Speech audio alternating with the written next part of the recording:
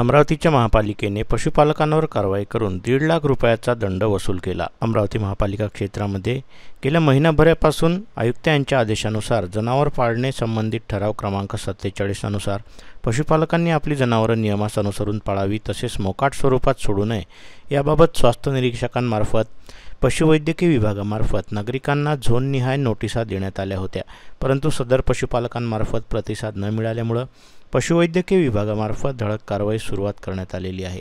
सदर कारवाईमध्ये आजपर्यंत 1.5 लाख रुपये दंड वसूल करण्यात आला आहे।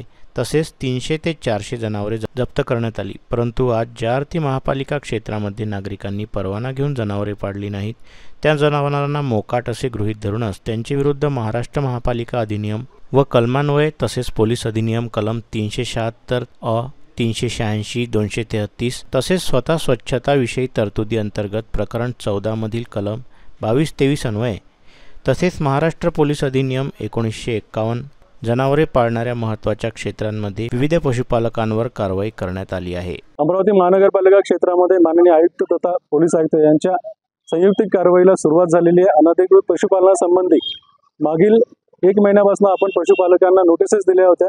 त्या अनुषंगाने शहरामध्ये जो मुकाट जनावरांचा त्रास आहे त्यामुळे अपघात होतात, लहान मुलांना इजा होतात किंवा नागरिकांची जीवितहानी होते, या संपूर्ण प्रकरणावर कारवाई करण्यासाठी माननीय आयुक्त यांचे धडक कारवाईचे आदेश आहेत।